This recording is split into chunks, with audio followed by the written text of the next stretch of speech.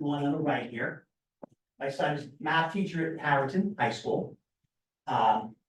His club ultimate team made it to nationals last year. Didn't win, but made it out of the region here at the nationals. He's great at that.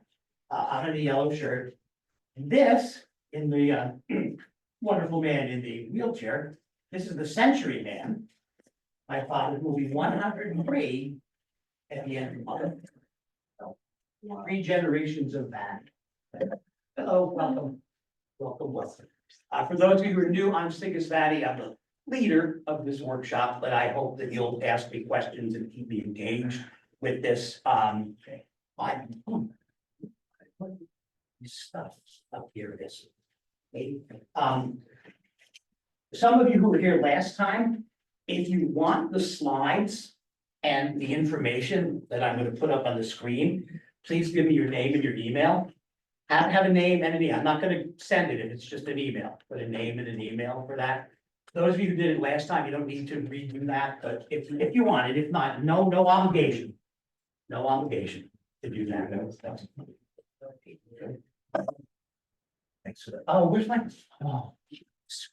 Can we help him? And. Here, it says for there's someone's there. That's what I had it with me, but clearly I do not. Oh, I do not. So he's here. And, well, you know what? And we talked about a whole bunch of things last time.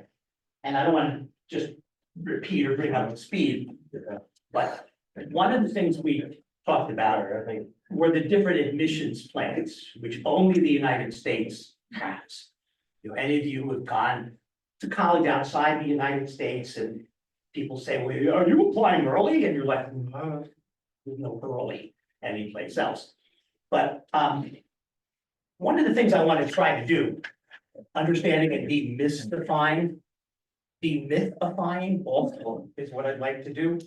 Because there's this whole thing going around that if you apply early decision, you increase your chances of getting in significantly.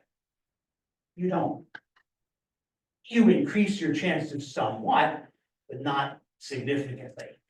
So I'm going to put some numbers up, and you're going to be like, Cigus, are you nuts? Look at these numbers.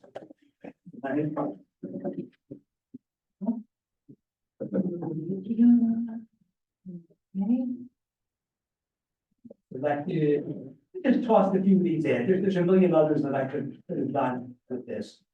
But if you look at these numbers, you would say, how do I not apply early decision? Right? American University took 85% of its students that apply early decision. 85%. Montgomery County Community College takes 100%. Not that far away.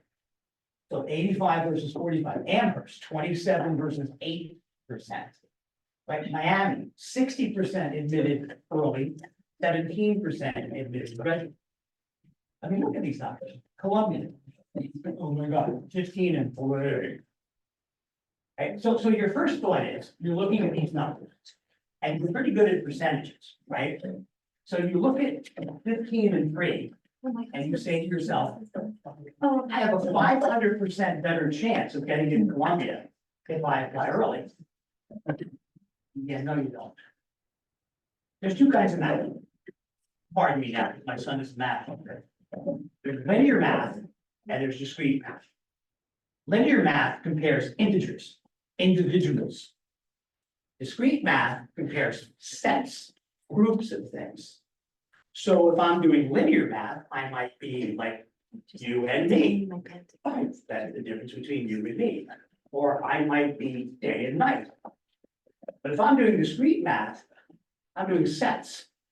So this ethnic group versus this ethnic group, or this sports team versus this sports team. These numbers are discrete math. They're not linear math. So let's say I want to apply to Columbia. And I have a B minus GPA. And I have a 920 on my SAT, where the highest score is 1600. What chance do I have to get into Columbia? Not. Not. But that said, has a 500% better chance of getting in. But if you're not qualified, that set's not gonna bring you over the hump. Well, not quite true. There would be two reasons why it might.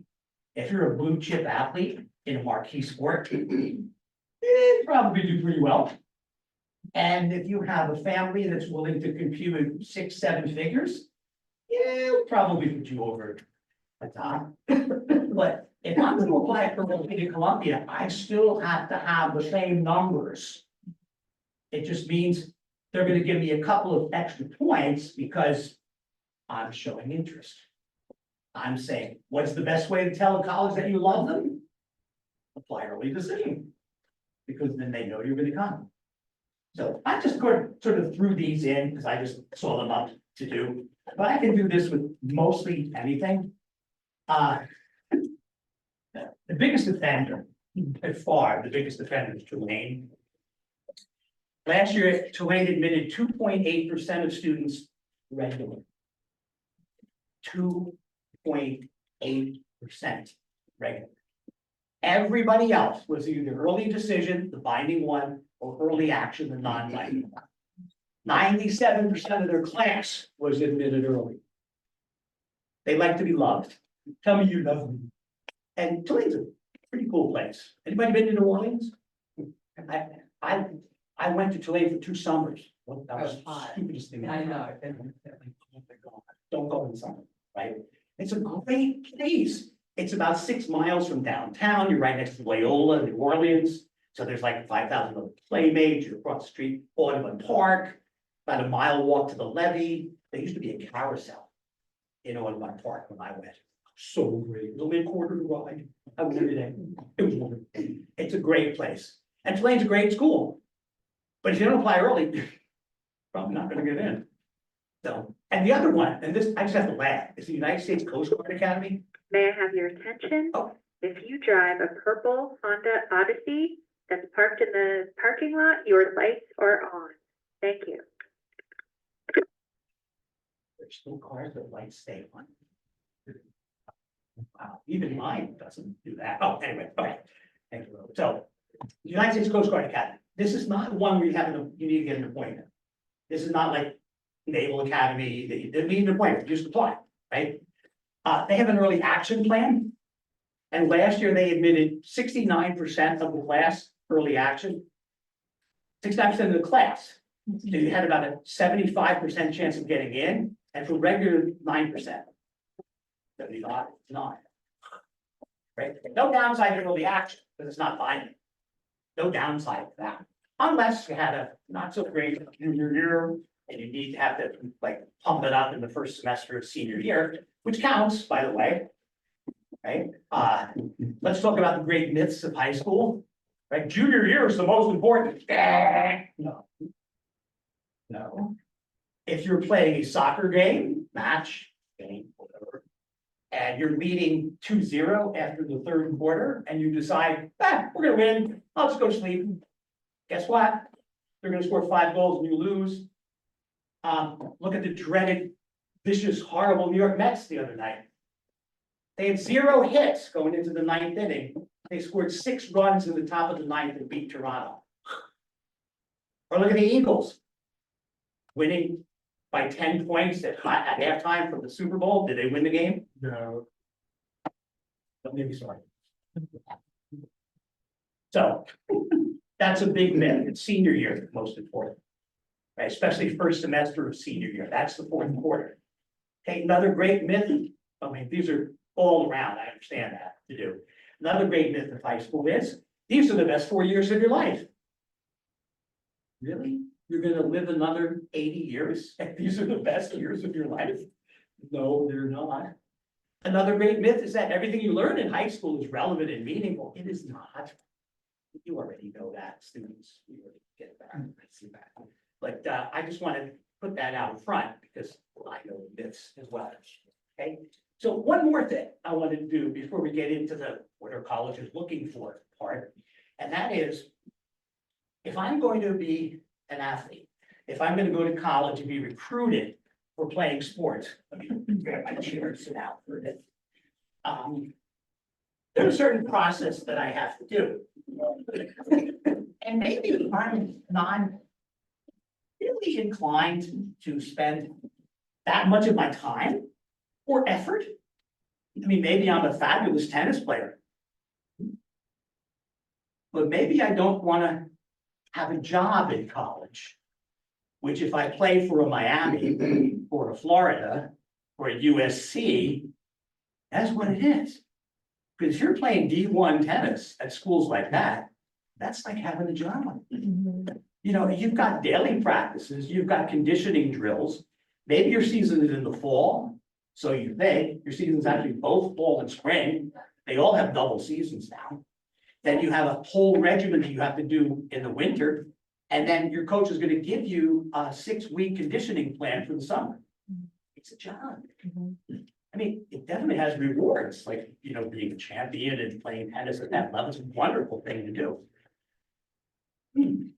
But if you do that, you've got to start really early. You've got to make yourself known for that. So maybe I am a good tennis player, but maybe I don't really want to invest that much. Well, I can go to club. All colleges have club teams. These maybe will practice twice a week, maybe. Depends on how motivated the club is, how intense the club is. You're not taking airplanes to go to your matches. You're driving an hour, maybe 2 hours to do. So if I'm on the club tennis team at Penn, I'm gonna maybe play Swarthmore, maybe I'm gonna play, I'm gonna play local schools. Maybe I'll go to Delaware, play their club team. So I want to see the cows, how the cows doing that. So it's much less of an investment, but it's still real tennis. You're competing, it's real tennis. And some sports like field hockey, lacrosse, softball, they have national club leagues. Like Penn State last year won the National Club Lacrosse Championship. Oh my God. And they're not even on the varsity, right? To win that to do. So you can go club with that. Or you can take it down to the next level, which is intramural. This is personal. Hey, want to play tennis? There's courts. You can get court time at any college to do. Good luck getting swim time or ice rink time. Good luck with that. But you get a tennis court here and there and do that. You can have a competition, you know, my dorm against your dorm, my sorority against your sorority, my Dungeons and Dragons against your Dungeons and Dragons. You can do it any way you want. Totally relaxed. Totally relaxed to do. Okay? But if you want to go that first route, you want to be a varsity athlete, it's too late if you are already a junior. You need to get your name out there pretty much by sophomore year. Because the coaches are a year ahead of you. They have to be. They can't wait till senior year.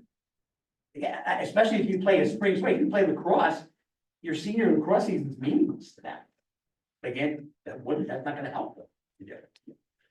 But let me do that same thing I just did for another group of applicants. The VPAs, Visual and Performing Arts. I'm a really excellent violinist. I made PYO, Philadelphia Youth Orchestra. I am doing summer programs. I went to Tanglewood. Amazing place to go if you're a violinist for the year. I'm really good. I'm really good. And I could maybe have the possibility of playing professionally. So that's going to take 5 hours of practice a day. That's going to take rehearsals. That's going to take recitals. And it's going to take an audition. You know, it's not like if you're being recruited for baseball, they are going to do these little, whatever you call them, showcases to do that. And you have like 6, 7, 8 opportunities to do that. Here's your audition, right? So you go to Carnegie Mellon, for example. Carnegie Mellon says, okay, we want one of these 4 concertos from Bach, and we want something from Telemann. And they're like, can I just like play my violin? No, you can't. The only school that allows you to play whatever you want is good old Berkeley, not California, Berkeley College of Music. their audition is funny, it's basically play something. And then the faculty will jam with you when you're done. Every place else, like, to do that. That is also a job, because you're practicing 4 or 5 hours a day on your instruments. You're obligated to the music department as a music major. So maybe you want to do club music. And by club music, I don't mean like music in a club, right? So now you minor in music. Maybe you realize, okay, there's maybe 85 jobs in the entire United States for violinists. And you're being a little practical here, probably not gonna happen. So now you do club music, and maybe you minor in music, or maybe you will audition for a particular group on campus, or maybe you get together other people who are being sponsored by the dean's office. Because the dean's office are the ones that sponsor all the clubs, not the athletic department, not the music department. It's the dean, that's that student fee that you pay. Right, a $237 student fee, that's where that goes, is for things like this to do. So you can do that, and you can still have a wonderful experience with it, because you'll be with people who are pretty strong instrumentalists, pretty serious musicians, but they're not taking it all the way to the top level to do it. And then there's the informal intramural, right? Getting together people to jam, forming a band, right? How many bands formed in colleges? 1 million bands formed in colleges. You can get that together and do it yourself with that. So I find it interesting that there's really a parallel between the two. Like, you wouldn't think they would have a lot in common, the performing visual arts people, the VPAs and the athletes, but it kind of works the same way. And depending on what you want from it, then you can figure it out what you do. Now, I'm gonna tell you something here, and you're gonna be like, yeah, right. I was a 2-sport athlete in college. I did look a little different 50-some years ago. I didn't think of that. Athletics, I'm not gonna make a team. I'm not that good. Baseball was my sport. Still love baseball. Played all the little league, played the travel team, played all of that stuff. Never made my high school baseball team. Wasn't good enough to do. So I didn't think about it. The sports was I didn't even look at the sports programs, right? So I get this rifle. And within 3 days, I realized these are all the kids that hated gym in high school. And so I made the varsity baseball team in Swarthmore without having made my high school team. That's how bad we were. I made the varsity team. Well, while I was in high school, I also learned how to play field hockey. I was very interested in field because I needed like low center of gravity. Look at me, volleyball, not so hot. Basketball, low center of gravity. We had curling, I've done that. But we would take the sticks and we would wrap socks around them so we could play in the gym without ruining the floor. And then we would play outside. I loved it. I get to Spartanburg, there's a men's club team. Oh. So I played a bit. They were not very organized. They were not very serious about it. So at the time, this is in the late 60s, the NCAA had not split into divisions, and Title IX was nowhere to be seen. If you wanted to play field hockey, you went to small liberal arts colleges. They had all the best field hockey teams. Westchester was a national champion for like 10,000 years for that. Iowa didn't have a team, Maryland didn't have a team, the Ivies didn't have teams. So you went. We had several All-Americans at Swarthmore. So one other member of the men's club team, we joined the women's practice team. Because at the time, women could play in men's sports, but men could not play in women's sports at the time. Okay? And I am proud to say that even though I didn't play in any games, I served as manager and played in all the practices. I was the first male student in Swarthmore to earn a letter in a women's varsity sport. Thank you. Right? So let's talk about college now, instead of me. Okay. So we're going to start now by talking about what do colleges want from students. And we have two major sources for this information. typically, if you ask a question about a college, you get that dreaded answer, which is, it depends. How many years of a world language do I need to apply to X? It depends. Yeah, you get all of that typically. But in terms of the major characteristics, traits, achievements, we have two major sources. One is the National Association for College Admissions Counseling, which has the great acronym NACAC. Not the best, NACAC. So 92% of all colleges in the country are members of this. And they do a survey every year. It's called the State of College Admissions. Simple. 4 pages, 18 questions. Rank these in order of importance. What is most important? What is least important? What is required? What is recommended? What is optional? Oh, and by the way, the higher you go in selectivity, the less anything is optional. There's nothing optional for Yale, nothing to do. So just be aware with that. So every year they do this, and every year they get responses from zillions of colleges to do it. So that's one thing, right? The other is your friends and mine, the College Board. Don't we love the College Board? College Board is our best friend, right? Board is evil. We all know that, right? What are the first 3 letters of the word Satan? Is that an accident? I don't think so. Right? No. No. So College Board has this thing called the Common Data Set. I'm gonna say maybe only 10 schools in the US are not members of the College Board. And that's 16 pages of questions, including 4 on admissions. This is a lot more granular. So this really gives us what we see. So these are not random samples. These are massive data troves. So we have an idea of what colleges are looking at for us. So before I go into that story, I want to do a little myth busting now. Everybody plays the AP game. Oh my God, we have to do an AP class. Okay, well, AP is wonderful. And I'll show you where AP comes in a little bit later. But in that survey, the State of College Admissions, of the 16 categories that the colleges are given, what comes in number 16? AP and IB scores. Number 16. It's not how you do on the exams, it's the rigor you take in the course and the grade that you receive. Because you don't have to take an AP exam if you don't want to. No, I'm paid to take it.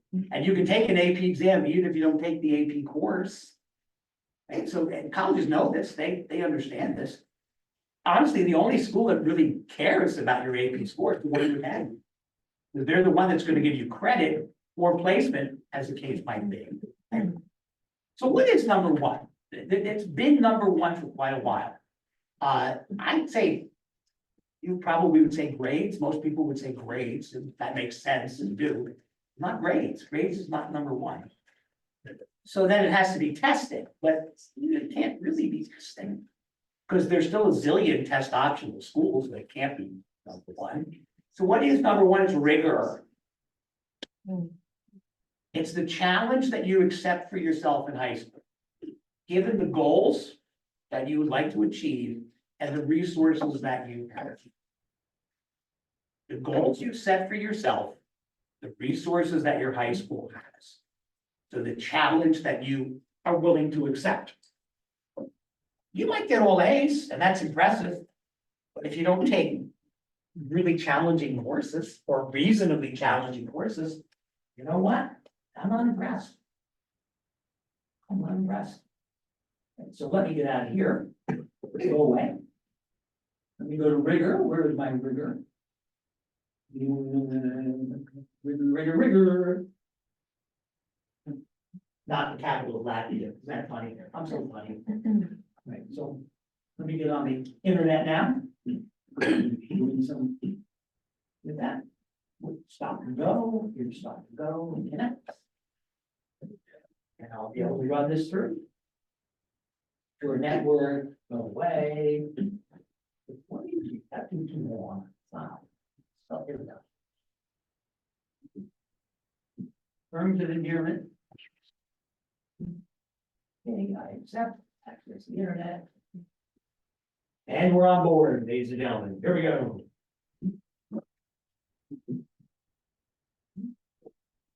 Go back to bigger slideshow. From the beginning. There we go. The challenge you accept and the workload you assume, given the resources and limitations of your high school and the post-secondary goals you set for yourself. So with some schools, there are limits. If you go to Barrack, the Hebrew Academy now in Bryn Mawr, you can't take any AP courses until your senior year. You can limit it to 3. Oh my, okay. If you go to Murray and Mercy Academy, you can take 2 your junior year and up to 3 your senior year. If you go to Conestoga, you can start taking them in 9th grade and pretend you actually know something about biology. Oh, you're right, just say that. Sorry. Okay, so let's move on to this. So there are over 42,000 high schools in the US. Yikes, right? So these things vary wildly, and I mean, just in our own area, not necessarily here in the suburbs, but if you go 4 or 5 miles into Philadelphia, you'll have schools that barely can support any AP classes. A lot of the schools, a lot of neighborhood schools in particular, are places where parents try their best to get the kids out of. They want to go to the magnet schools, the Centrals and the Mastermans, and the schools that are more able, more with the resources to do for that. So imagine now that you're a transcript reader at college, and you're getting transcripts from Alaska, and you're getting transcripts from Pennsylvania, and you're getting transcripts from Minnesota, and you're getting transcripts from Tajikistan, and you're like, oh my God, that they're all different. There's virtually no uniformity at all for this. So it's going to depend on the school itself. The colleges need to assess a student. They have to have some idea of the level of challenge that they have. So I applied to Penn and I have 0 honors courses, and Penn is like, but then Penn says, wait a minute, your high school doesn't have honors courses. And your high school has a dual curriculum where you're doing a Jewish studies program at the same time that you're doing, I'm like, okay. Okay. So this is why rigor is important, because I have to see where you are with that. Now, they don't want to crush students, okay? Even though, I don't know, sometimes I wonder about that with some of them. But you can't bring a student on board. You really can't. It's not fair to the student to bring them on board to a college where they're not going to survive. They don't have the skills. I grew up in South Amboy, New Jersey, smelly North Jersey. South Amboy High is awful. Just awful. Sorry, no offense. There are, I think, 2 AP courses available in South Amboy High. Even now, in 2024, only about 1/3 of the students go to a college, 2-year or 4-year college do. So if I had taken the leap and gone to South Amboy High, I don't know where I would have gone. I went to a private school, not a great one, but a private school that had resources that could help you reach my goals. Yes. So I'm just hoping you could explain again. So if you are going to Harrington or Conestoga and there's endless AP offerings, the expectation is then that you have to take, That you have sampled some of them. but 5 is the magic number. 5, okay, 5 total or 5 junior year and senior year? 5 is the magic number. Total, okay. Colleges don't seem to understand this.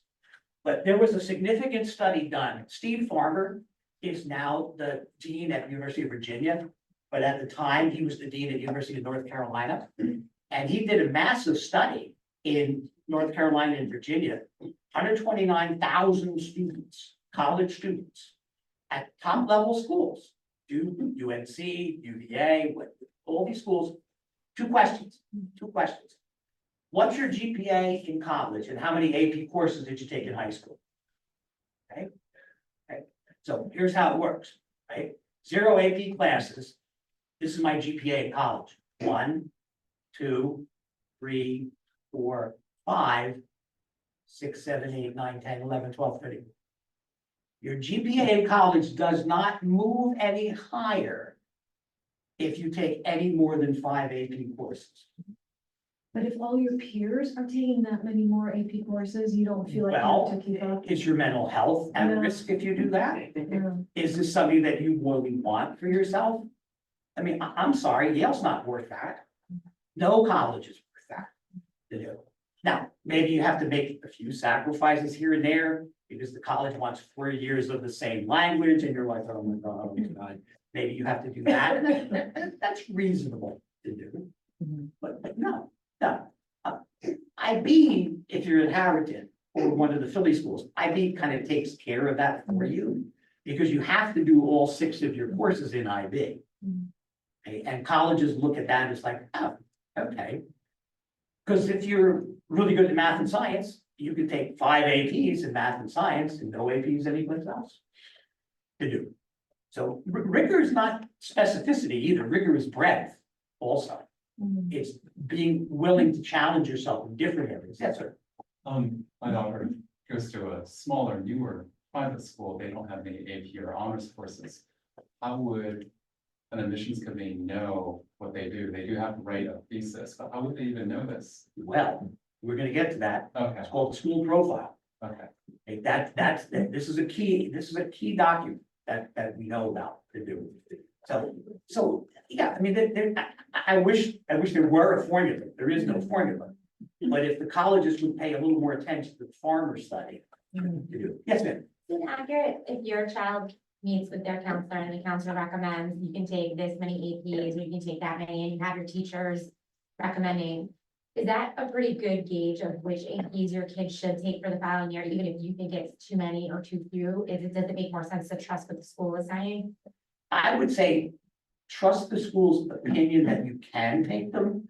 Trust your instincts whether you want to take them Okay. to do. I would kind of in between Okay. with that to do.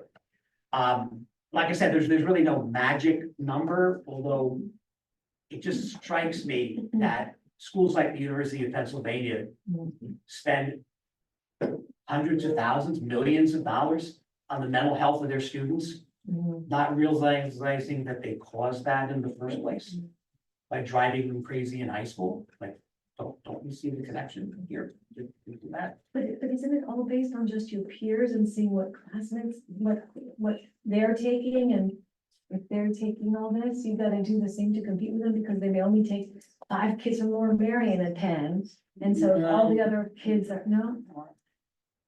Is Penn that important to you? Do you want to I mean, this is a slippery slope. Yeah. You know, do you marry for love or for money? Please say love. I feel like my son's counselor also said, like, just because you want to go to school doesn't mean it's the right fit for your kid. Like, and I think that's something that the counselor had an honest conversation, is saying, you know, like, you have to reach for, like, your reach schools, your. Yeah, I'm not dissing Penn. Penn's a wonderful place, especially the food trucks. Oh my God, they're great. Penn is a great place. Wouldn't have been a great place for me. I mean, I was one of those, I want to learn. The one thing that makes Swarthmore is that you have to take 20 courses outside your major before you can graduate. Who wants to do that? Me. That was hidden for me. I wanted to, I had such a lousy high school that I wanted to learn everything about everything to do. Okay? And back then, I mean, I applied to college in the fall of 1967. You could actually get into some of these schools to do it. Okay? So it's a balancing act. But what comes first is your mental health. And if it means maybe I'm going to take fewer AP courses and maybe have slightly less chance of getting into X school, it's okay.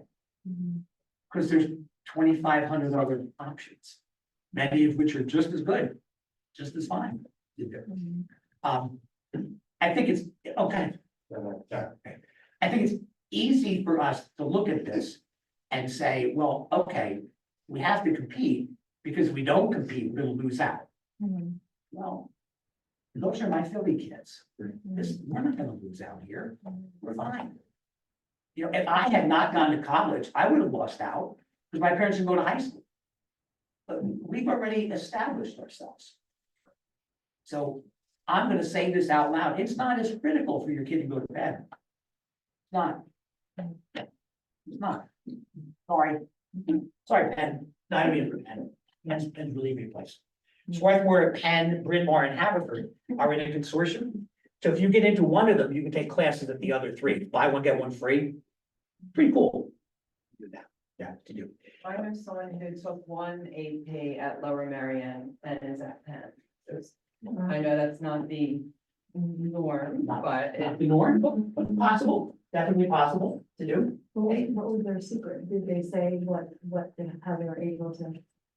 great essay, didn't take tests, too stressful for them. So, So we're talking about how is rigor determined, right? So we talk about the high school profile. How many of you have read your high school's profile? Right. So the high school profile is what your high school sends to the colleges and universities to accompany a transcript. To be able to let them interpret what that transcript means.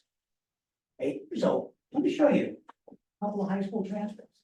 Let's start with Radnor. I'm not gonna show Lower Merion or Howard. So we can mock out Radnor. When I'm doing this at Radnor, I show Lower Merion, we mock them out.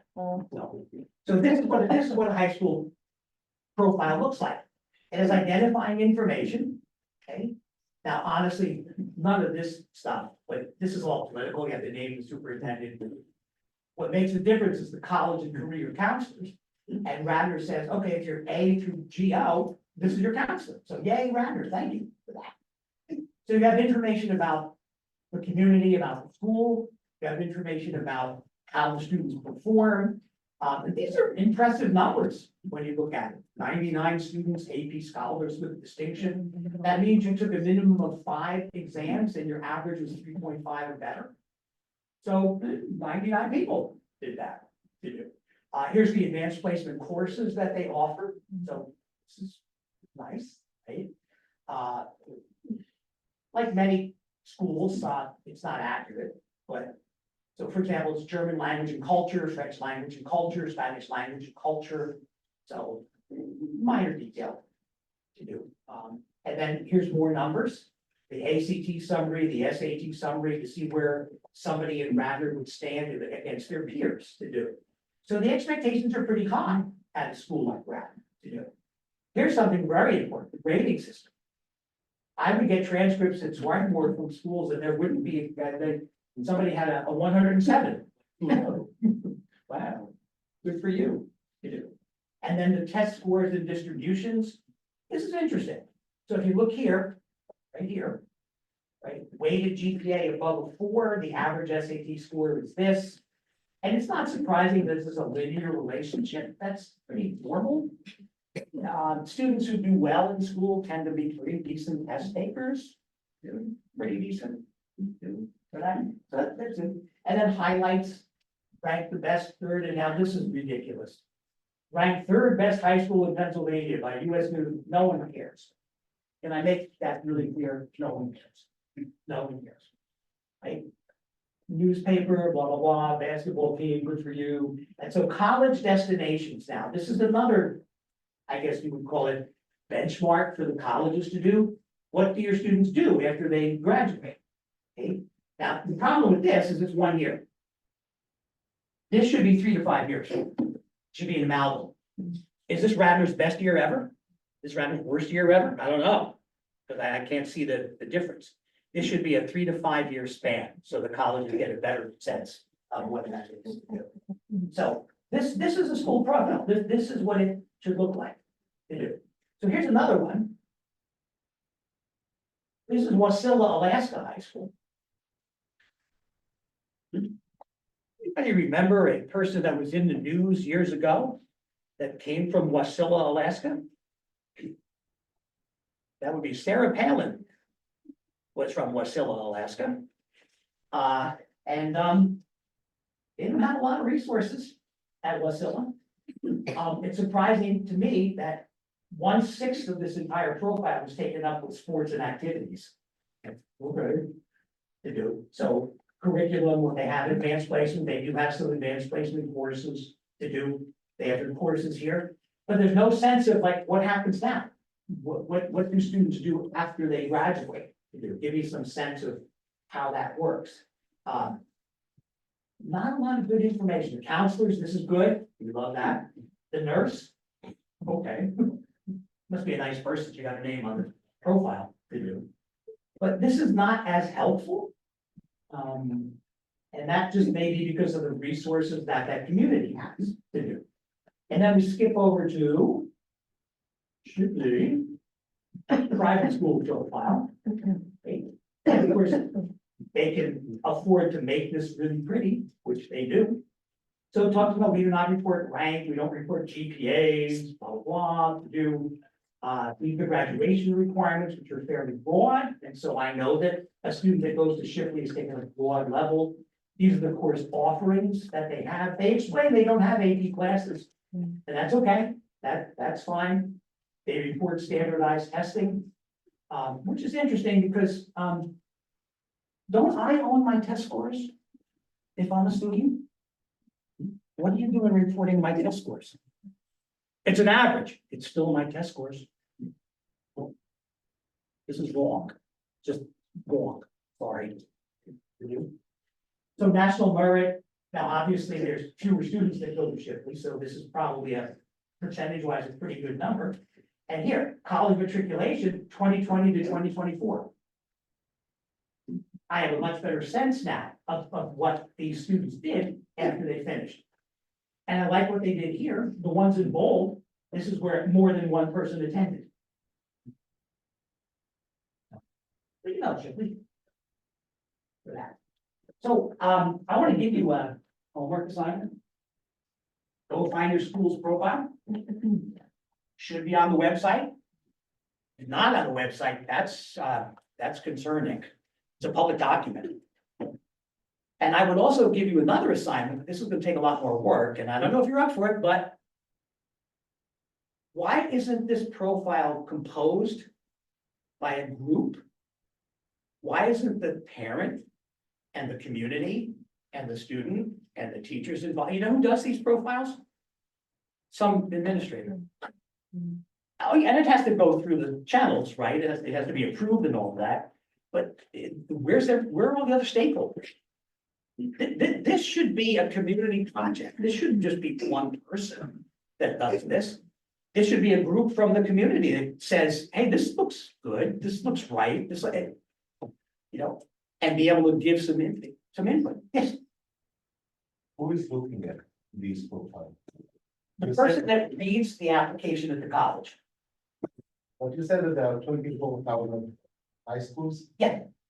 And how many applications each university gets? They are checking each and every one manually?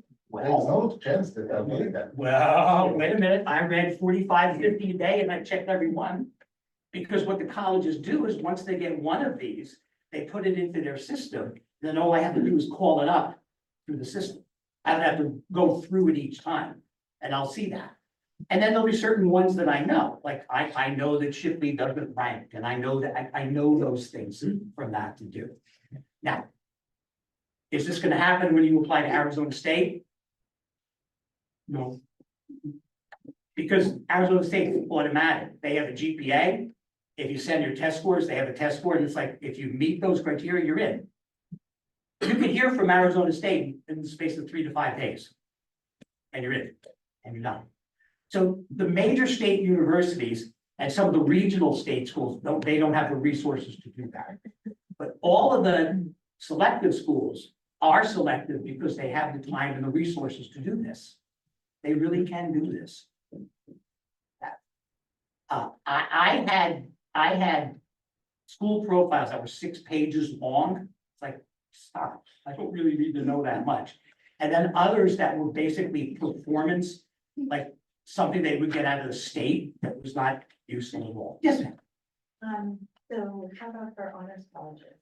Because I've read them for my university and we do look at the school profile and it's a separate group of people looking for. Right, honors right. college. Like you're already in, but then I'm also looking. Yeah, absolutely, absolutely true. That's a whole other read.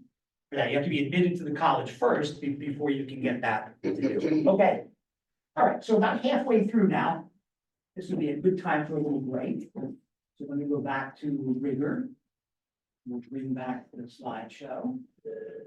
Current slide two. So for those of you who were not here last time, you might have noticed that there's a bunch of shirts that are hanging on here. These are giveaways.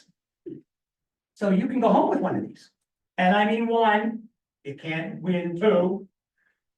And if nobody knows the answer, you can whisper it to them and then they can get a shirt. Just be nice. For that. So what you have to do is raise your hand. You have to raise your hand.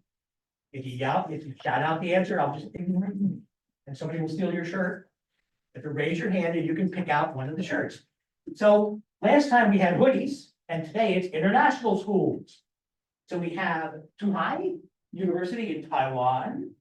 We have the University, this is a very sad name.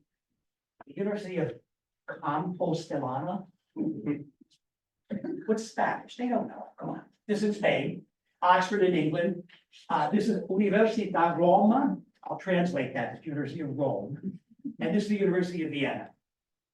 So all different sizes. So you ready?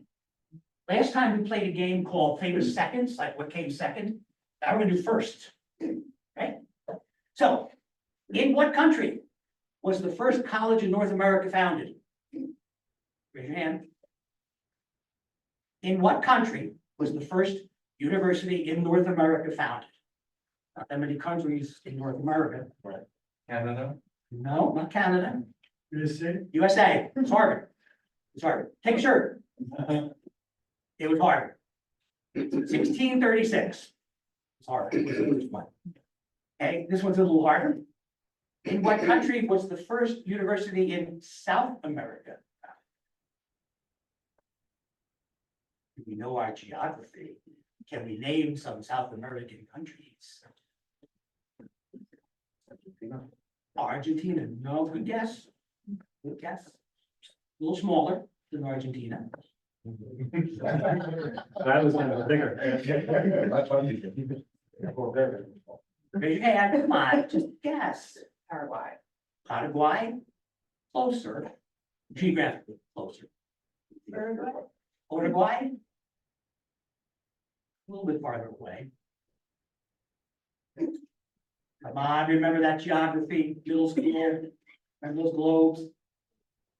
Bolivia, closer, geographically, we're not quite there yet. Peru. First one was founded in Peru. Take a shirt, take a shirt. Okay, next. In what country was the first university in Europe founded? France. No, not, so I would think Sorbonne, no. You can't win, you already won. Tell your friend here. England? Not England. Italy? Italy. University of Bologna Oh, was the first one.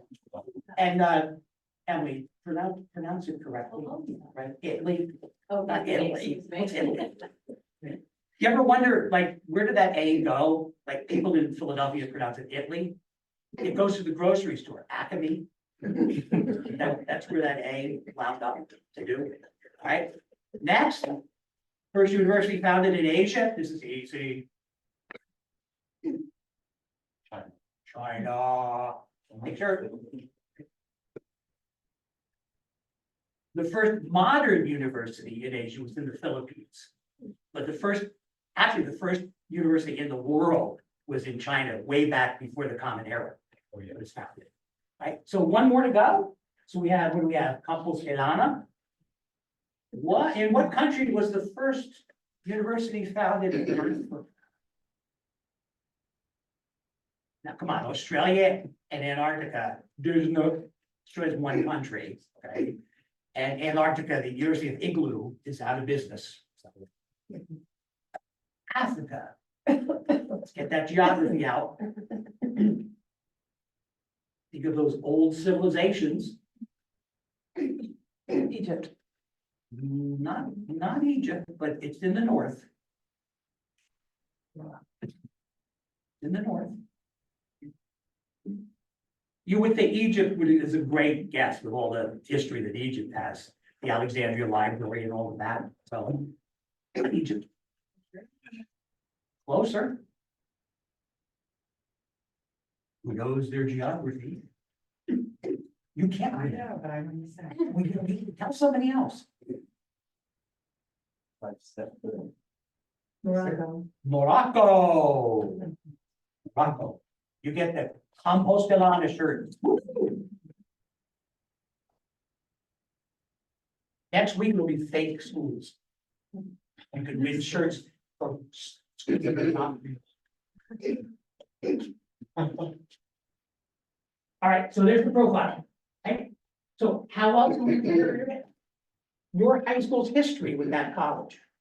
Okay, so let's say I am a counselor at East Jesus High School, right? And every year I have half a dozen people apply to Lehigh, and 2 or 3 go. They all do really well. So one year I have a dozen people apply, and there's 1 or 2 of them that are kind of on the border. Well, Lehigh has a positive history with me, so they're more likely to take my students with that positive history. Or on the other hand, let's say it worked in the other direction. I had a half a dozen people go each year and several of them dropped. Maybe 1 even dropped out. And so now Lehigh's maybe a little less inclined to take the students that might be like, maybe yes or maybe no. Colleges keep track of all of this, believe me. They're very data driven with all of this stuff. So that could definitely make a difference. Now, I'm not gonna say there are instances where colleges would close their doors to certain schools. But I did have that happen once. I was working as a counselor at a school in South Jersey. And we would typically send about a half dozen students to Loyola, Maryland, Loyola down in Baltimore. And Loyola was great. They were good to our students. They wished they would get some more higher achieving students, but they were not as interested. So one year, I think we sent maybe 8 students, and 2 of them got so drunk one Friday night, they burned their dorm down. They set a fire in their dormitory and it destroyed the residence hall. Yeah. So next year, Loyola wrote us a note saying, please don't send anybody. So, yeah, not fair to the kids that maybe really wanted to go, but they have to protect themselves as well. So that's unlikely to happen in any other instance like that. And then the high school's connection to the college's representative. Students now, especially juniors and seniors, you're probably seeing some kind of chatter about representatives that are visiting your high school. Listed in Naviance, listed in SCORE, whatever program your high school uses. And they come to visit and they come to present their college. So maybe if I'm Bucknell, maybe if I'm Cornell, maybe if I'm Nellie Furta, I'm going to present to the school and I'm going to say, hey, here's my school. This is what we're looking for. Anybody's interested, come and meet with me. Sometimes these representatives have a long-term relationship with the high school. Now, admissions isn't the type of position that people tend to want to embrace for their lives, but there are people that stay. So, for example, Kathy Phillips has been Duke's representative to this area for over 20 years. Kathy Phillips knows this area. So if they want to know the difference between Lower Merion and Upper Merion, Haverford School and Haverford High, they have somebody that's been here for 20 years. And so that representative can be a nice connection. Now, it doesn't always work that the representative is there for a long period of time, but if they are, it really can help. It really helps the high school develop a relationship with that college. So the high school profile, the history of the college, and the representative. This gives a sense of what the rigor would be like. Okay, so then we go to this, rigor is broad. Okay, all 5 academic core areas may include visual performing arts. You shouldn't be majoring. Oh gosh, I remember my little boy finishing 5th grade at Murrian. And we had this meeting with the middle school, like we're gonna choose courses at the middle school. And they're talking about this program, they're talking about that program, it could be in this program. And I raise my hand and I go, does my son have to declare a major in middle school? Like, leave him alone. Oh, anyway, sorry. So rigor has to be broad. You don't major in math in high school. Take a lot of math, but don't major in math. So the student profile shows multiple years of challenging courses. And by challenging, I mean strong. They don't have to be, you'll get this. If you have an email, you'll get it. Right? They don't have to all be AP or IB or GCSE or whatever the case might be for that. But it should be broad. It should be broad. Now, you're saying, well, Cigus, I want to go to MIT. They don't care about English. Yeah, they do. Maybe they care a little bit more about math and science, right? Things I'm going to Juilliard, what do they, yeah, they want a smart person. You know, you want to play your instrument, but you also need a smart person as well to do. So there's no magic formula.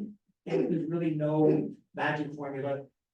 There's about 100 or so schools that really do expect you to have had some classes at an introductory college level. But you know what?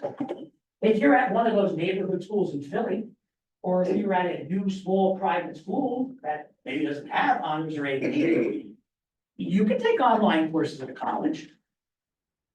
What, for example, what do you need to be able to take a course at your local community college? You need a pulse and a checkbook. Anybody age 14 or older can take a course at the local, you don't need your high school's permission. You can take it. You can go online. The University of Nebraska has an entire online high school system. Stanford has an entire online high school system. Brigham Young, don't be scared with the Mormon stuff. Brigham Young, Mormons are inherently suspicious of public schooling. And Brigham Young knew that. So they developed an entire elementary and high school curriculum for the homeschoolers. So you can take, and Nebraska offers AP, Stanford offers AP. Yeah, if you want to take those courses, they're out there. They're out there if you want to prove yourself in a sense. Is that absolutely necessary? Well, what are your goals? What are your endpoints? If by doing that, you're going to surrender who you really are, don't do it. Don't do it. Don't do it. So there are ways that you can show that. My students in Philly, for example, when you're a junior or a senior, they have a program. And this is somewhere you have to apply to this program. You have to be qualified. You can leave school after 6th period and go to Community College of Philadelphia and take classes. Not a lot of students are able to do that, transportation, all that business that goes with it, but that's available to them. Because some of the neighborhood schools are just not equipped with the resources that some of the magnet schools have. Yes. Can you talk a little bit about summer courses and if there's a benefit to either taking summer courses at your high school? Or say, for example, I know Penn, you could take actual, so I looked at Penn's website, which both seems to have a lot of money makers for certificates you could earn, but there is also a college class that you Sure. earn credit for. So can you talk about those 3 things? High school courses in the summer at your high school, certificates, if that's worth any money, that probably doesn't help you, and actually taking like a Penn course at Penn. What do you say? So high school classes at your school in the summer, Mhm. most of them now are online. Yeah. Okay, so sure, health, why waste your time in middle school? Take it. Right, take health there. I mean, I don't know that I would take a core academic class like that. Like, I wouldn't want to take biology for 6 weeks online in the summer and then jump to AP. I don't think I would want to do that. Mhm. I mean, that's just me as an academic saying, maybe not as a student. To do that. But then other classes that may be for example, requirements, if you're not all that particularly keen on, you can do. Like never take an English course over the summer unless you're trying to graduate early, right? That's a red flag to colleges, like English, come on, take a real English class to do that. But you can take an extra math class, you can take an extra comp sci class, you can take an extra science class. Just like that, just to see that your summer's busy Well, taking. it's not so much a matter of whether they like it, but how it fits in your profile and what it means to you to do that. Is it necessary to take a course in the summer? No, it's not. Yeah, can you work at the pool as a lifeguard in this? Yeah, absolutely. Absolutely. Just be aware that the high school classes are high school classes. Right? I don't think any of the schools here offer dual enrollment classes in the summer. So they are high school classes. So then the next step up, right? How about if I take a course at Penn, for instance? Make sure it's a Penn course, Right, not a rent a campus. right, right. Do you know how many of those classes are really Julian Krinsky? Most of them. And colleges know that. They're like, Lord, stop. If you do M&T, management and technology, whoa, good luck getting into that. That's a phenomenal program. You get 1 credit for a Penn class, and you have about a 70% chance of being admitted to M&T as a student to do. But there are plenty of programs at Penn that are not actually Penn programs, so be careful with that. Are they worth it if they're not Penn programs? Yeah, but they're not necessarily going to be instrumental for you. You know, there's plenty of great programs to go just for the sake of going. My summer programs at Tulane and Loyola were National Science Foundation's programs. They were phenomenal, phenomenal. And that's, I think, one of the reasons why I was able to elevate myself over the high school education that I had, that I was able to do that. And you had one more? Well, they're actually taking a Penn, so Penn has programs where, you can take an actual course. Sure. I guess it's a summer course, I think, and, it would count as, is that, Absolutely. how helpful is that kind of a move? It's hopefully helpful. Hopefully. I would never say, what I can't ever say, and I will never say, is that it's a deal breaker or a deal maker. Because if you, here's a crude analogy, but here's 20 variables that the kid brings. Here's 20 variables that the school wants. Throw them into a salt shaker, mix them up and see what comes out. And the student might have this preference and the college might have this priority. And, for some schools, the essay means more than it does at some other schools. And for other schools, some schools want the 5x4, 5 core subjects, 4 years of each.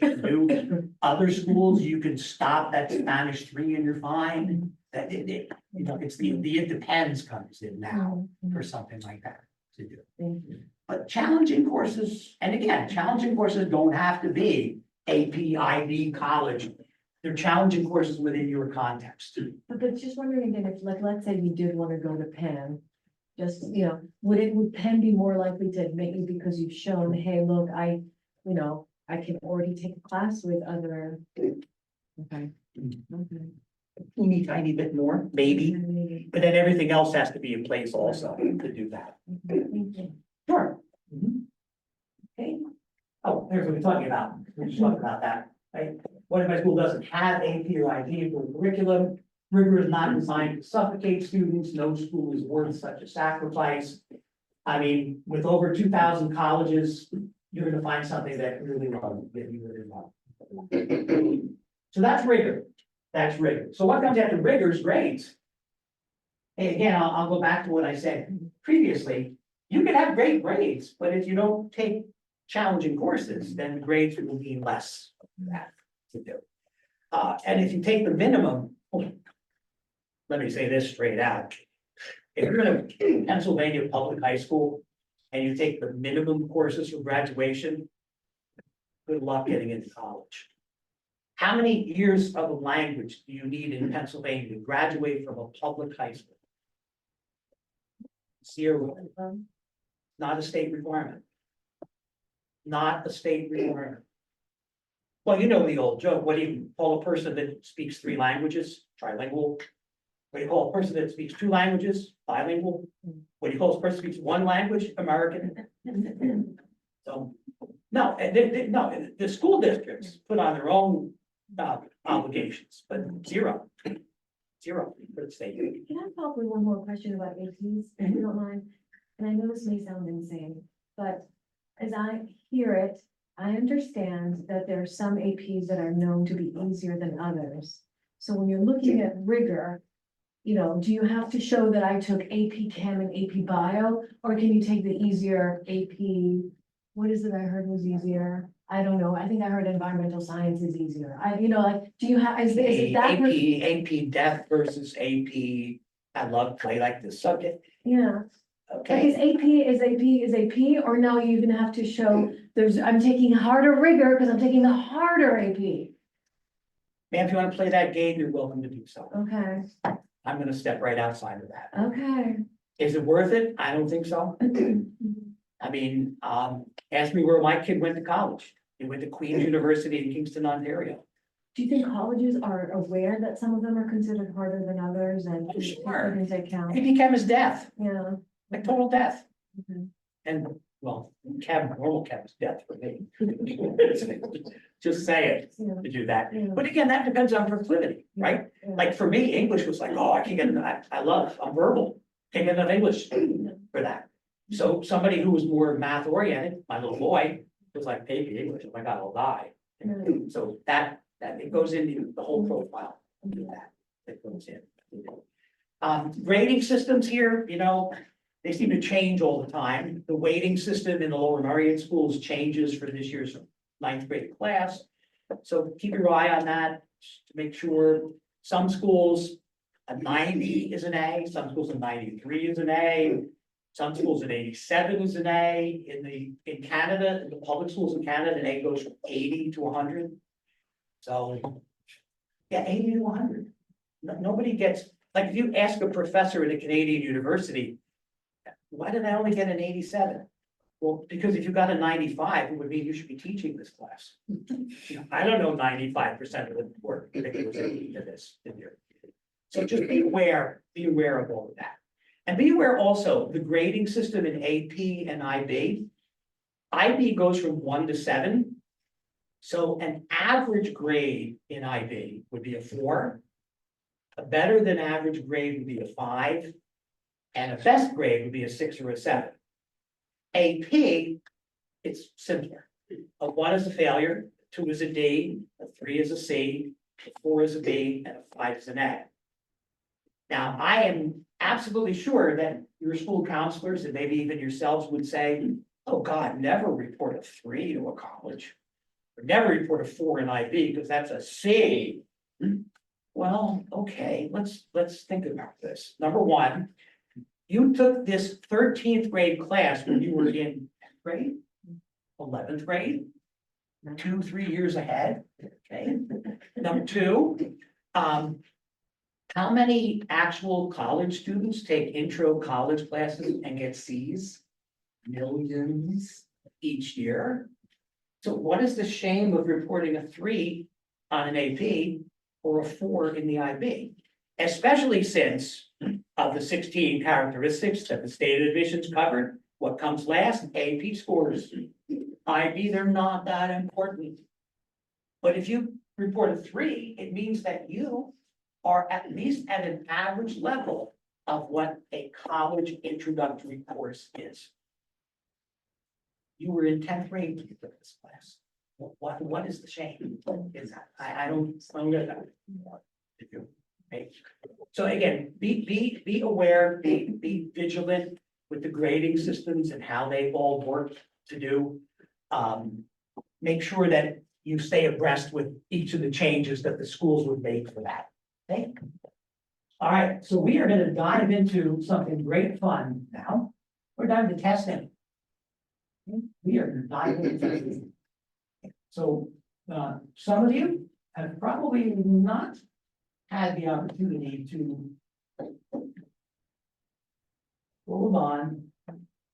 Did I lose my? There it is.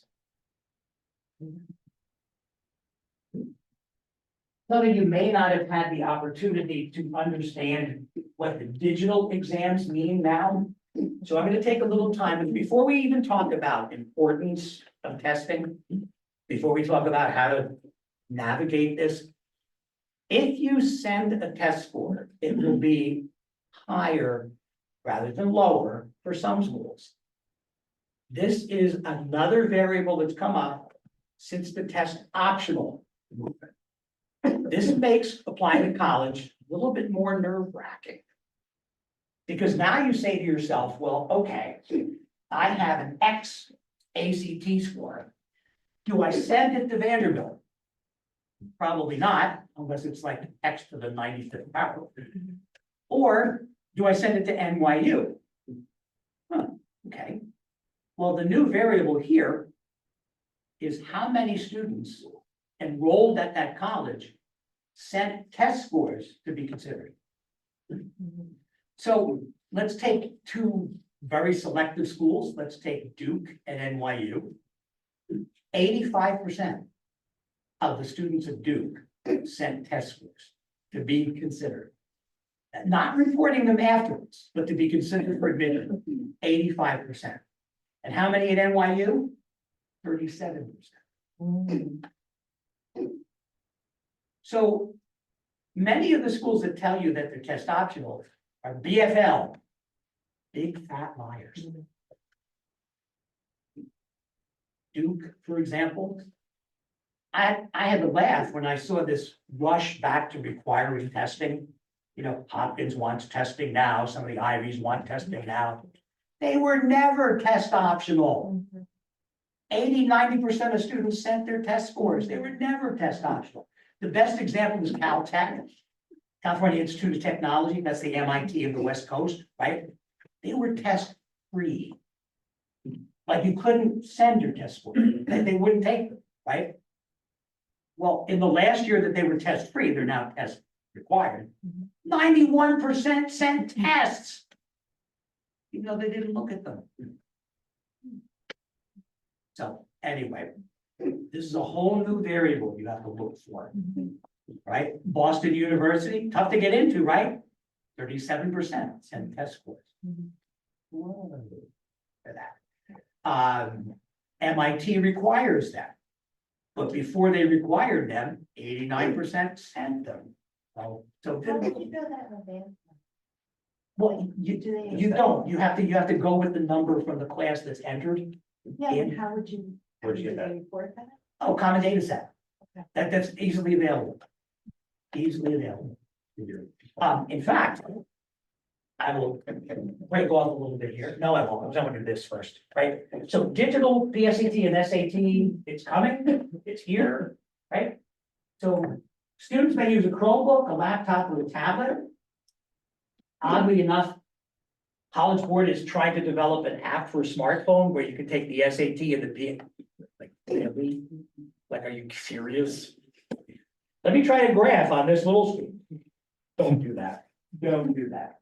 So the student installs a program from College Board. It's called Blue Book. Remember Blue Book, guys? Went to college, right? The Blue Book, right? They do. And that prevents other features of the device while working, so you can't go anyplace else. And if you step out of Blue Book, you're off, you're done. There's a built-in calculator, and I don't know, parents, I don't know if you've ever used a Desmos calculator. It's amazing. Excellent, excellent to do. I would definitely tell my students to bring a handheld calculator anyway, because Desmos is not great with graphing. Really great on everything else, but you tend to do better graphing on your own calculator, your graphing calculator to do. There's no math section without a calculator. There used to be on the SAT. There was a section where you couldn't use a calculator. There's a hideable built-in timer, so you can time yourself to do that. Or if you're like me and you're like nervous, and get that out of here. Don't do that, right? And then you get a set of annotation tools. You can take notes, cross out, and highlight. It used to be that you were not allowed to bring highlighters because the people who run the SAT thought, oh, well, if you're highlighting something on yours, then the person next to you is going to think That must be more important to copy from you. Evil, right? SAT, Satan, evil, yes, If you want to take the SAT or PSAT by hand, can you raise you your- cannot, You cannot. you cannot. Wow. The ACT has, well, if you are handicapped to the point where you can't use technology, yes. Right, so you need Braille, you can do it in Braille, but that's a very few exceptions to do. Wow. The ACT has announced that they're gonna go digital in March, but they're gonna keep the paper option. So you can do the paper option. Okay. Does the scoring remain the same? Yes. The PSAT goes from 320 to 1520. Now, why is it that way? Well, because the College Board says, if you get that score, that would have been what you would have received on the SAT. So I get a 1320. It's not that my SAT would have been higher, it's that that's what I would have got. SAT stays 400 to 1600, okay? There's no breakdown between reading and writing anymore. It's 46 minutes shorter. 2 hours and 14 minutes, the SAT. Don't get me started on this. They made my students sit there for 3 hours for decades, and now they're saying they can get the same result in 2 hours and 14 minutes. You guys stink. Let's get started on that. There's 2 separate verbal sections. Each one is 32 minutes long. Each one has 27 questions. 2 of them are experimental. You won't know which ones, right?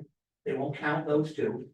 2 separate math sections, each 35 minutes, 22 questions. And again, 2 are for, experimental purposes. Okay? There will still be the grid-in questions where you don't actually get a multiple choice. You get a box and you have to actually fill the answer in. Those are easy, right? You just have an infinite number of choices. Easy, right? If you have an infinite number, easy to pick the right one to do. Content's the same, yeah, math, pretty much the same. There's no more going to be giant passages anymore in the verbal area. Now, I don't know about y'all that might have taken this test 10, 20, 30 years ago, but I always used to think that the SAT paid people to write the most boring passages that they can find. Like, oh, here's the history of linoleum. Oh, yeah, let's go. No longer. It's now 50 to 100 words, one question, and then you move to the next one. 50 to 100 words, next question to do. So they're not extensively long paragraphs anymore to do that. The grammar questions are now going to be mixed up with the reading questions. They used to be separate, but they're going to be together now. So you can get a prose, you can get a poetry, you get bulleted notes, you get logical completion, which is like so-and-so, so-and-so, so-and-so, and then there's a blank, and you have 4 choices about how to edit it correctly. To do that, right? Here's the really radical change. You begin the math and the verbal sections with research showing questions that are easy, medium, and hard. If you perform well, the computer scores you immediately. You get more challenging questions for the next reading and math. If you don't, you get less challenging questions. So what does that mean? Well, the easies are 1 point, the mediums are 2, the hards are 3. So if you get more hard questions, you answer them, you get a higher score. If you don't perform well on the first verbal or the first math, and you get the easier questions, the highest score you'll get is a 620. How can each one. justify this? Adaptive testing. No, I understand, but how can they justify adaptive testing? Because it's basically saying that the earlier questions have much greater weight in terms of your final outcome, and you might be a better test taker. It's exactly what we're saying. That's what all the graduate, the GRE, all those, they've done adaptive testing now for decades. Wow. Because it's easier for them. It's shorter. They make the same amount of money, but it's a shorter amount of time and an easier turnaround for them. Oh, So What did I tell you? SAT, Satan? What did I tell you? that basically means that, I mean, it's so different from, I mean, I went to college, it seems like in the middle, the dark ages now, but everyone had the same test. take the ACT. What can I tell you? You know, take the ACT. There's only one college in the entire United States that doesn't accept the ACT, one school. Nah, I won't ask you. No one will. Curtis Institute of Music. Why would you take an ACT if you're going to Curtis? They don't care. Yeah, I think it's, they used to have, well, they're not used to have. They have classes for composers, for example. So like, who went to Curtis? Leonard Bernstein went to Curtis. Long went to Curtis. John Delancey went to, a lot of really good people went to Curtis. Hillary Hahn. So I think they wanted to be a little more prestigious, like, you know, we have that, but you don't need to send them any testing, that's for sure. Yes, sir. Do you have thoughts on this national classical test? Classical learning test, Classical CLT. learning test? Yep. Some of the evangelical and Christian schools will accept that in lieu of the SAT or the ACT. And it's basically more of like the standard Western civilization that you go through in high school curriculum to do. So there are some schools that would accept that. Yes, yes, not many, but many. Is the ACT, you mentioned you could do it hard copy and you could do it also online. Not yet, Right. it's online to coming. March. So would that have, the ACT have its green adaptive testing part 2 or? You don't know, You don't know. you don't know yet, Okay, okay. you know yet. My guess is not so much, it's somewhat, but not so much to do. Like, there might be a bigger spread, but honestly, do I really need to answer 15 easy questions if I get the first 10 right in the first 2 minutes? That's one of the arguments for adaptive testing, to do that. But that's how it happens now. If you don't do well on the first reading or the first math, you get easier questions, because that will build your score up, but never above a 620. So 620 plus 620 is 1240 would be your max in a case like that. So just be aware. Be aware of what's there. That's why I wanted to bring this to your attention. That's why they don't offer paper it is, it's not possible to do that. That's correct. That is correct, David. So if you're approved for accommodations, right? You're dealing with ADD issue, you're dealing with OCD issues, you're dealing with a learning disability. That's already fed into the computer.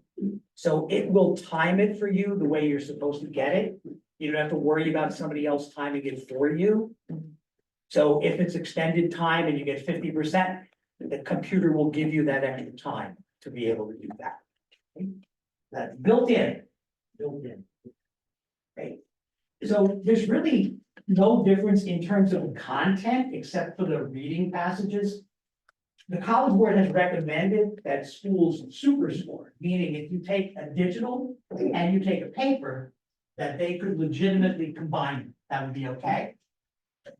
Well, guess what? Princeton said, no, we're not doing that. We're not doing it.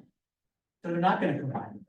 And it is up to the college whether they want to super score and put it together with that. You know what super score means? Super score means you take it more than once and you put together to make it your best score together with that. Almost all schools do that, but the ones that don't are typically the gigantic state universities. Penn State doesn't super score. Ohio State doesn't super score. And this is laziness. No, it is. Because back 20, 30 years ago, and they would get 15, 20,000 applications, then they were like, oh my God, we have to figure out the suite. They just never changed. Like now they have the computer that can do it for you. Like the SAT, actually, when you get a score report as a college from the SAT, it has the super score on top. Oh, sorry, guys. Okay, that's it. Okay. So I will stop us there. Put on whatever this site is. We have a couple of minutes and I will take any questions that you have. We will pick up next time. We'll get into a little more depth with testing, difference between SAT and ACT, myths of the SAT, because people believe things are not true about the SAT. And then we're going to move on to what are called the supplementary materials. So letters of recommendation, essay, activities, demonstrating interest, those kinds of things will come in. Probably not get all of that done. So then the fourth session, the last session, is our halftime. I'm gonna leave about 30 to 40 minutes at the end for financial aid. So that you have some idea of how that works, or doesn't work. Say it goes. So any last questions before we go? Yes, I think it's next Thursday, that's back to school night at Lower Marion. I don't know if that affects anyone here or. I'm sorry, I had no idea. Yeah. That, when we set this up to do, these are being recorded, so you can go on the website. I believe it takes a couple of days for it to get up on the website, and you could always you could do it on the website. Oh, yeah, of course. What else? Anything else?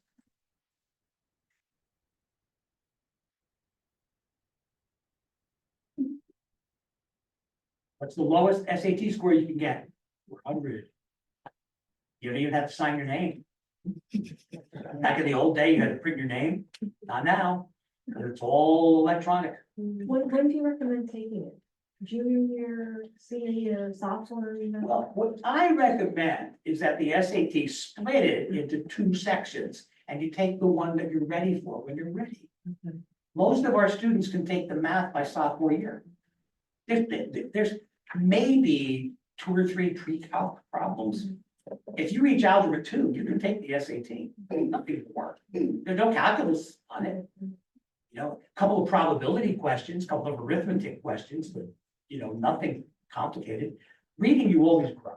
I mean, the longer you wait with reading, I think the better. Because what you notice is that in the reading sections, all 4 answers are correct. You have to pick the most correct one for that. But the math, I have students that took algebra 1 in 7th grade. They took geometry in 8th grade. Now they're in 11th grade taking the SAT. They're like, oh my God, I don't remember that. Foil. They have to really go back in their mind and their memory to get that out for that. Or you don't take it at all. I had 4 students last year that never once took an SAT or an ACT. Every one of them was admitted to at least one of their top 3 schools. Because they planned correctly. They didn't go to the BFLs. BFL hires. And can you say it? So I understand that, for example, like Lower Marion, the school offers a test as a sophomore for you to take. Can They you offer tell- the PSAT. Yeah, can you explain that and should you do it and who has the scores and if you don't do well? It's a practice test. It's totally meaningless to anything else. The only benefit there's 2. You would get an idea of how well you do compared to other people.